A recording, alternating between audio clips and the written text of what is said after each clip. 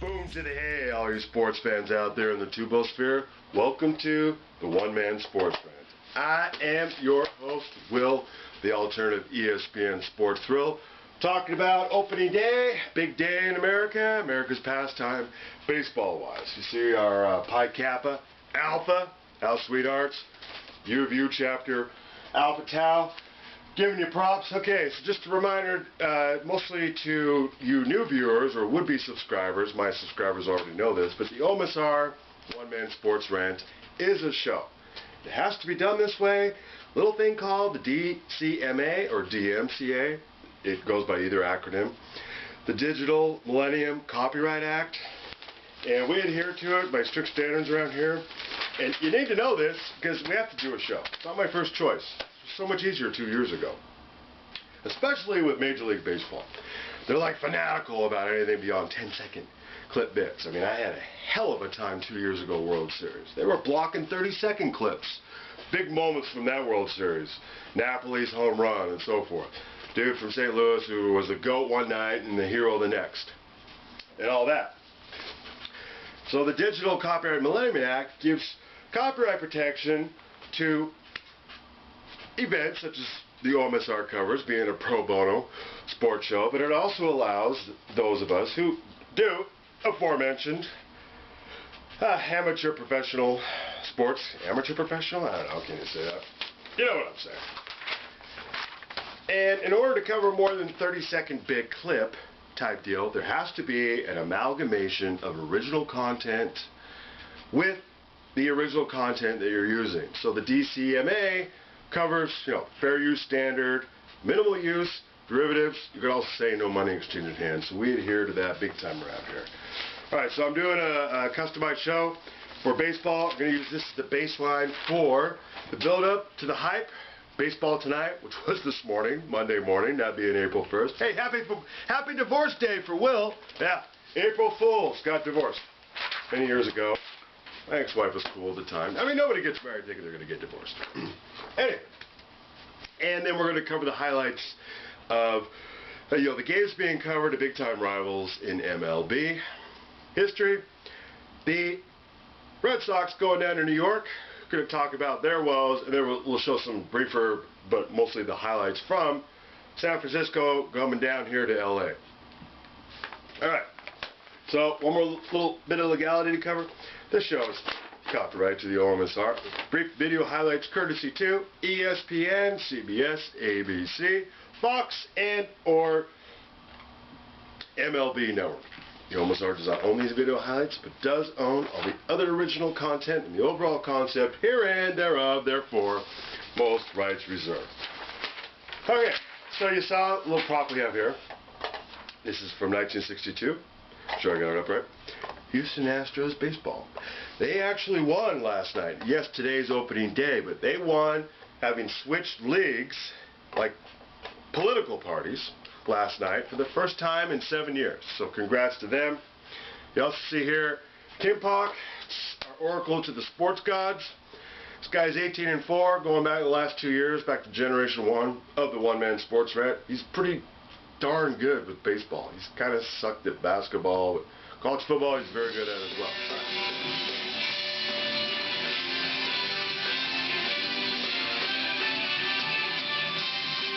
Baseball tonight is presented by Burger King, and the greatest day of the year is upon us. Opening day, good day to take a day off from work, maybe play a little hooky off the 4 train in the Bronx for a Red Sox-Yankees showdown. We'll have it for you in its entirety beginning at 1 Eastern Time. Fans are fired up to see what kind of questions this team has answers to, like Mariano in his final season, easy on Shaq in the fly balls. Look at the 18th career opening day for him. First opening day at the Major League level for Jackie Bradley Jr.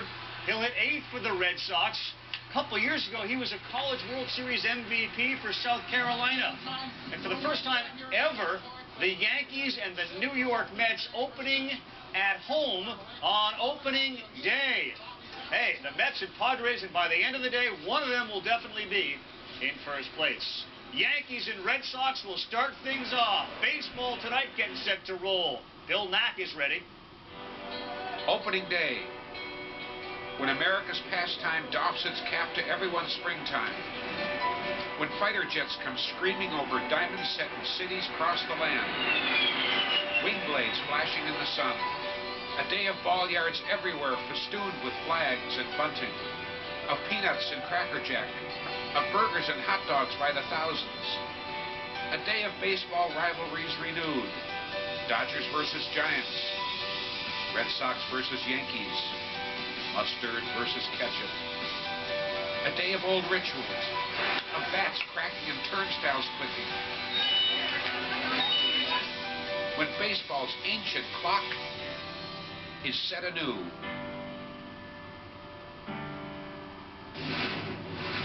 High noon in the east, and all of us are looking for one of those big burgers to get us through the day. We got 4 games on the ESPN2 networks today, and very much looking forward to bringing you all the action and the conversation. Delighted to have alongside today for this edition of Baseball Tonight, of course, the Hall of Famer is Barry Larkin, who's experienced many opening days in his days. Curt Schilling is here as well. He has started many opening days, and Manny Acta managed both the Indians and the Nats, so he knows what opening day is all about as well. Also joining us this hour, Tim Kirkshin. He'll be joining us from Yankee Stadium. Doug Glanville, Philadelphia and Atlanta. That's Hamels and Hudson. Pedro Gomez, Gus Wainwright against Ian Kennedy and the Diamondbacks. A report from Jerry Krasnick, Miami, and Steven Strasburg's Nationals. In history for Jason Stark, interleague opening day, the LA Angels and the Cincinnati Reds. And Buster Olney's going to be with us from Dodger Stadium as they get set for a showdown with the Giants. You guys have all experienced it opening day. It means the same in the studio for me. Been doing it a while, but you guys have all had different, unique experience. Give me a Major League opening day memory. Opening day in Cincinnati, Finley Street Parade, every single year. It's like a holiday. Everyone gets out of school. I don't know if that Right on. If that's right or not right, but there's a big parade all throughout downtown. Weather is always an issue. You know, my real memory of opening day is Vladimir Guerrero hitting me a knuckleball at shortstop, and I wore a bruise on a snowy opening day in Cincinnati. Snow in Pittsburgh, by the way, today. That could factor into the Pirate game as well. How about your opening day memory? 2005. Yep. Getting our rings after we won the 2004 World Series. Mariano Rivera, the Yankees are in Fenway. Right. Mariano Rivera gets introduced and gets a standing O from the Red Sox Nation. And not only does he get one, but an unbelievably classy reaction to this one. He's smiling. Yeah. Well, it gets better. He tipped his hat. Yeah, he tipped his, and the crowd went nuts. And what a classy guy. He just lost the World Series the prior year, or at least the LCS, and he's smiling about it. Yep. A little different feel to the Yankees-Red Sox today and World Series aspirations. How about you, Manny? How about your opening 2002, Montreal Expos against the Marlins in Montreal. It was my first year in the big leagues. I couldn't believe it. I was in the big leagues. It was the year where the Marlins, Marlins ownership bought the Marlins, the Expos won, and they went over there, so the fans were really unhappy about it. It was a packed house. Orlando Cabrera got a walk-off single, and I was pinching myself because after the national anthem, I was crying. And people are seeing you maybe for the first time and thinking, Manny Acta just said Montreal Expos. Yep. Who are the Montreal Expos? We know who the Montreal Expos are. Boston Red Sox, everyone knows about their plight last year. They got off to a 1-5 start. They were 500, 11-11 at the end of April, and then went 58-82 after April. A lot of focus on the guy who's going to hit in the 8th spot, Jackie Bradley Jr. He killed it this spring at .419. In his couple of years in South Carolina, in honor of Jackie Robinson's been retired by Major League Baseball, so perhaps fitting in some odd way that Mariano is leaving with a 42 and a Jackie is starting for the Red Sox. Here is the New York Yankee lineup. You got Robinson Cano hitting 3rd, and guys, as you look at this lineup, that's Vernon Wells batting 5th. Kevin Youkilis, the former Red Sox, is batting 4th. There are a lot of Yankee fans that would look at this and just say, yes. What do you guys think? Well, I think they're certainly going to be competitive, but I think it's about managing based on what you have now as opposed to staying and waiting for the 3-run home run. I think there's so much power missing out of this lineup. Joe Girardi's going to do a much better job putting guys in motion and really having to manage this club. Competitive? Well, this guy's lost 85 homers in injuries alone in spring training. Forget about of their homers are gone. Yeah, and they rely a lot on the long ball. This is going to put a lot of pressure on CC and Kuroda to be outstanding because the offense is not going to be there. So it's going to be really hard, and the name and the franchise just not going to win by itself by throwing it on the NY emblem isn't good enough. No, you need to have the man out there to perform for you. Or the man up there to pay to get the other men to perform for you, and that seems to have changed. Yeah, we're going to a different era for the Yankees. They were bound by a number, which we don't. That's not something we're used to. They seem to be sticking to that number. They were devastated, just devastated by injuries. I think they're the only team in the East that can't win that division. Why? And you say, why do you think they're competitive? Like, what about the Yankees makes them competitive with this lineup and the injuries? Well, you look at the lineup. You still have major league players here. You've got prideful guys here, and they still are the New York Yankees. There is a mystique. There is an expectation. When you put on that Yankee uniform, you expect to win. And that's what I believe that everyone thinks when they go. I've had players leave Cincinnati, go play for the Yankees, and come back and tell me about how the expectation level changed them as players. I think Joe Girardi, once again, is going to manage this team a little bit different now that he doesn't have all that power in that lineup, and I think these guys will be very competitive. Small ball. All right, the Red Sox have Shane Victorino. He's going to be in the outfield. He, of course, a prideful guy like Barry just talked about, but given the way they started, John Lester and that staff last year had an ERA that was into the 5s.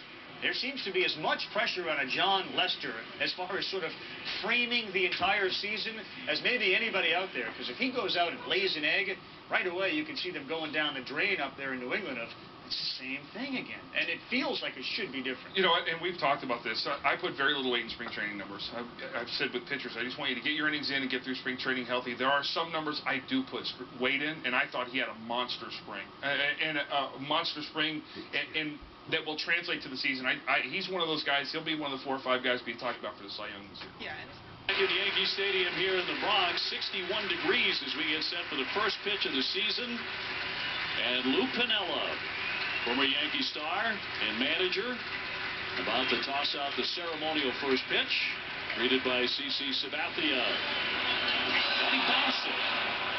Aaron Boone, you're not supposed to bounce it. You are not, but at least it was down the middle. But hey, give it a chance. We've had lots of good comments in the past. Hey, Kim Pak, and that's Korean. By the way, yeah, 1,300-year-old Buddha from Angkor Wat. There is you can feel a power emanating from this single piece marble carved out Buddha done in the Cambodian style. All right.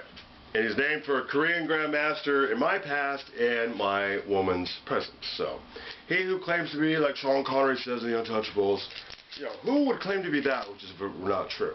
So, take it or leave it. Hey, Kim Pak, opening day, you got Boston going to New York. What are the chances, and I'm going to do one question. What are the chances that San Diego going to LA, the visiting teams are going to win? Got our I Ching, magic dice. I don't think I have time to explain this. Many a college football show in the past we have. Basically, you try to get all 3 dice to line up. I don't have time to go through the math until they all show up.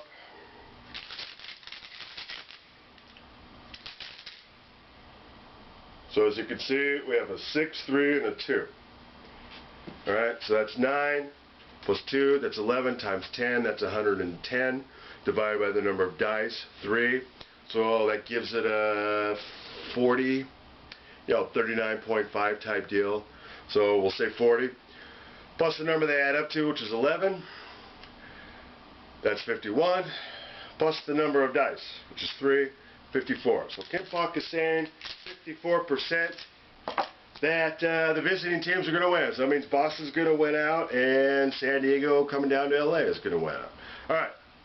Thanks for watching. No more show. The OMSR coming up after this. We're just going to do the end graphics and the musical intro, which we already explained, who you heard from. All right. No silly DUIs while you're out there celebrating opening day baseball or any other day for that matter. Roll graphics.